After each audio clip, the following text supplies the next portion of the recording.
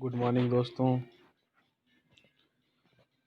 हमने जो पिछले वीडियो में भारत के जो नदी अफवाह तंत्र के बारे में बात की थी, जिसमें हमने नदी अफवाह तंत्र को दो भागों में अपने विभाजित किया था।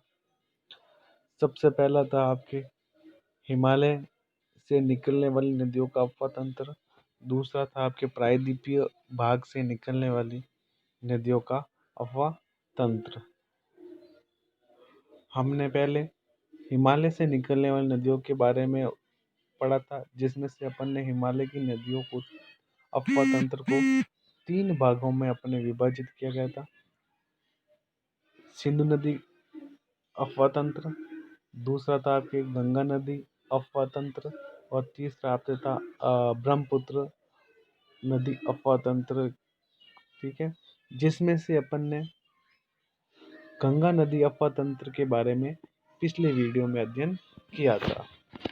आज हम जो अगले अफवाह तंत्र है उनके बारे में इस वीडियो में हम अध्ययन करेंगे। जैसा कि आपको दिख रहा है, सिंधु नदी अफवाह तंत्र के बारे में अपन पहले अध्ययन करेंगे, फिर अगली स्लाइड में ब्रह्मपुत्र नदी के बारे में अपन अध्ययन करेंगे। जैसा कि आपको दिख रहा है कि जो सिंधु नदी है, ये नदी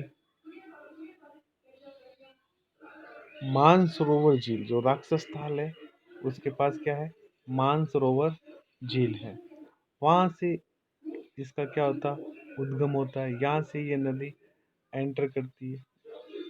यहाँ पे आपके कौन सा है, ये लद्दाख श्रेणी, लद्दाख हिमालय से ये एंटर करती है। एंटर करने के बाद ये आगे जम्मू कश्मीर की ओर जाने के बाद ये नदी जम्मू कश्मीर में एक गॉर्ज का निर्माण करती है। क्या करती है, गॉर्ज का निर्माण करने के बाद ये पाकिस्तान में ये नदी क्या करती है, यहाँ से चली जाती है। ठीक है दोस्तों, फिर इस नदी तंत्र में या इस सिंधु नदी के तंत्र में ये सब क्या है, सहायक नदी है जो यहाँ से ये निकलती है। ये नदी, ये झेलम नदी है, इसके पास चुनाव नदी है।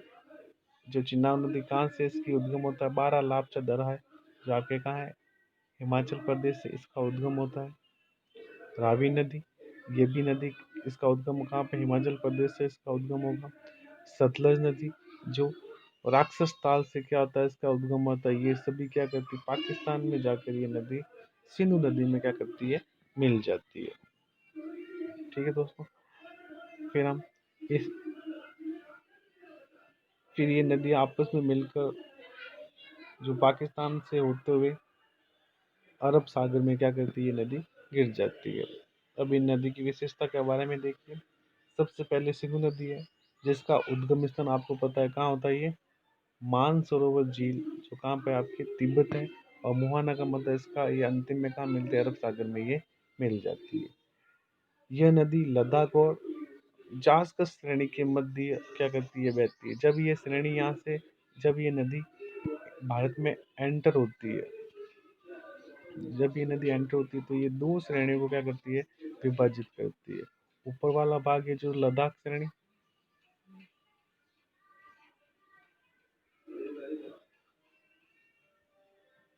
यहाँ पे लद्दाख श्रेणी, जो नीचे वाला भाग है कौन सी श्रेणी आ जाएगी, आपके जास्कर श्रेणी।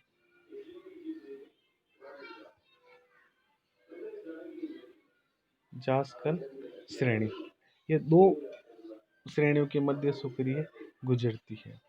ठीक है दोस्तों, फिर मंगला बांध, कौन सा बांध है यहाँ पर, मंगला बांध इस नदी के ऊपर बनाया गया, सिंधु नदी के ऊपर, जो कहाँ पे बनाया गया, पाकिस्तान में एक बांध बनाया गया, इसका क्या नाम है, मंगला बांध, इस नदी के ऊपर बनाया गया। इसकी सबसे बड़ी जो सहायक नदी है कौन सी है, चिनाब नदी है, तथा भारत में मिलने वाली सबसे बड़ी सहायक नदी कौन सी है, यहाँ से सियोक नदी। इसकी सहायक नदी तो कौन सी है, चिनाब नदी है, तथा भारत में मिलने वाली सबसे बड़ी इसकी नदी कौन सी है, सियोक नदी। सियोक नदी देखिए कहाँ से मिलती है, यहाँ से क्या करती है, इसको सियोक नदी यहाँ से ये इसमें एंटर करती है। ठीक है, भारत में लेह इस नदी पे के दाहिने पर स्थित है। ये यहाँ पे क्या है आपके, ये नदी है यहाँ पर क्या है, यहाँ पर लेल, यहाँ पर इसके दाहिने तरफ स्थित है। ये नदी क्या बनाती है, डेल्टा का निर्माण कर रही है। कौन सी नदी है, ये नदी क्या करती है, यहाँ पर डेल्टा का निर्माण करती है। ठीक है दोस्तों।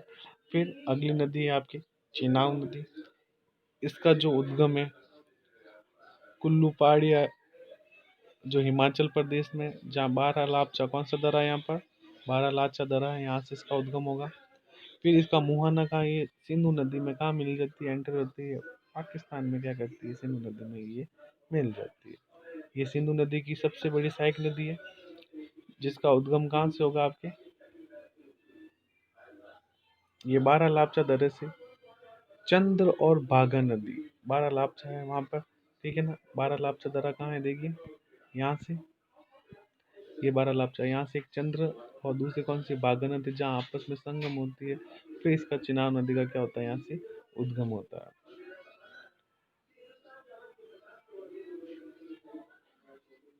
ये धारा जो सिंधु नदी में क्या करती है, चंद्रभागा और नदी आप मिलकर ये क्या करती है, अंततः एक धारा के रूप में सिंधु नदी में क्या होती है, मिल जाती है। दुलस्ती और सलाल परियोजना इसी नदी के ऊपर, किस नदी के ऊपर है, चिनाब नदी के ऊपर है। यह भारत में पीर पंजाल और महान हिमालय के मध्य क्या करती है, गुजरती है। यहाँ पे पीर पंजाल है और दूसरा आपके कौन सा है, महान हिमालय।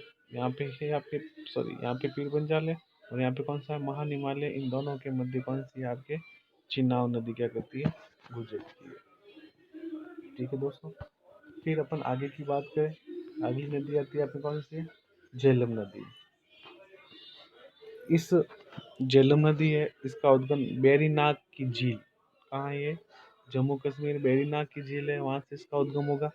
और इसका मोना कहाँ है, किस में मिल जाती है, मोहन चिनाब नदी में क्या करती है, ये मिल जाती है। यानी ये सिंधु नदी में मिलने से पहले झेलम नदी किस में मिल जाती है, चिनाब नदी में मिल जाती है। ठीक है। यहाँ बारामूला गौर्ज से होते हुए मुजफ्फरनगर, जो मुजफ्फरबाद का आपके पाकिस्तान में प्रवेश करती है। और श्रीनगर क्या है, इसी तट पर स्थित। आपको पूछो श्रीनगर किस नदी के तट के ऊपर है, तो झेलम नदी के तट के ऊपर ये स्थित है। अगली नदी की अपन बात करें तो अगली नदी आती है आपके रावी नदी। उद्गम स्थल देखिए, रोहतांग दर्रा से निकलेगी, जो रोहतांग दर्रा कहाँ पे आपके हिमाचल प्रदेश, और मोहना ये भी कहाँ है, रावी नदी किस में मिल जाती है, चिनाब नदी में मिलने के बाद ये फिर सिंधु नदी में क्या करती है, मिलती है। पांचों नदियों में ये सबसे छोटी नदी है। कौन सी नदी है सबसे छोटी है, रावी नदी। इस नदी के तट पर लाहौर और चंबा नगर क्या यहाँ पर स्थित है। यह हिमाचल प्रदेश, जम्मू कश्मीर, पंजाब में बहने वाली ये नदी है। ये हिमाचल प्रदेश, तीन राज्यों में ये नदी बहती है, हिमाचल प्रदेश, जम्मू कश्मीर और पंजाब राज्य में ये बहती है। पाकिस्तान का आधे से अधिक कपास का उत्पादन इसी नदी बेसिन पे क्या होता है, उत्पादन किया जाता है। ठीक है दोस्तों। फिर आगे नदी की अपन बात करें, सतलज नदी। ये नदी राक्षस ताल, जो कहाँ पर आपके तिब्बत में इसका उद्गम होगा। और मोहना का ये चिनाब नदी में मिलने के बाद ये कहाँ चली जाएगी आपके, पाकिस्तान में ये सिंधु नदी में मिल जाती है। चिनाब नदी की ये सबसे बड़ी सहायक नदी है। कौन सी नदी है, सतलज नदी। इस नदी के तट पर कौन से है, लुधियाना और फिरोजाबाद, क्या दो शहर यहाँ पर इस नदी के, कौन से, सतलज, लुधियाना और फिरोजाबाद। इसकी सबसे बड़ी सहायक नदी कौन सी है, व्यास नदी है, जिस पर कौन सा पौंग बांध स्थित है। व्यास नदी के ऊपर कौन सा बांध है, पौंग बांध। सतलज नदी को क्या कहते हैं, पूर्ववर्ती का प्रकार है। पूर्ववर्ती मैंने पिछले वीडियो में आपको बताया था कि ऐसी नदियां जो पहले इनका रास्ता वही था, वर्तमान में भी क्या है, इनका रास्ता वही है, उसी रास्ते से क्या करती है, बहती है। ठीक है। उन नदियों को क्या कहते हैं अपन, पूर्ववर्ती नदी कहते हैं। ठीक है। इस नदी पर भाखड़ा और नागल बांध बनाया गया। और नाथपा और जाखरी परियोजना क्या है, इस नदी के ऊपर स्थित है। ठीक है दोस्तों। फिर आगे अपन बात करें, ठीक है, तो ये इस तरह अपन ने जो सिंधु नदी तंत्र के बारे में अपन ने पढ़ा। ठीक है। जो तीन नदियां है, टोटल तो सिंधु नदी तंत्र में 6 नदियाँ पाई जाती है, इसमें से 3 नदियाँ का पानी कौन यूज करेगा? आपके पाकिस्तान यूज करेगा। और जो 3 नदियों का पानी कौन करेगा? आपके इंडिया। जो 3 नदियाँ कौन कौन सी पाकिस्तान पूर्ण इसका यूज करता है? चिनाब नदी, दूसरी आपके झेलम नदी और सिंधु नदी। इसका ये पाकिस्तान क्या करता है? 80% पाकिस्तान क्या करता है? इसका उपयोग करता है, और बाकी जो 20% है जो भारत उपयोग करता है। जो अगले वाली जो 3 नदियाँ है, रावी नदी, सतलज और व्यास नदी, इन नदियों का जो भारत है इसका लगभग 60% इनका उपयोग करे, और 40% कौन करता है? पाकिस्तान इन नदियों का क्या करता है? उपयोग किया जाता है। ठीक है। फिर आगे नदी तंत्र की अपन बात करें तो आगे आता है आपके ब्रह्मपुत्र नदी तंत्र। ये ब्रह्मपुत्र नदी तंत्र है, जो इसकी उत्पत्ति भी आपके कहाँ से होती है? कैलाश पर्वत, जो मानसरोवर झील है, यहाँ से इसकी उत्पत्ति होगी।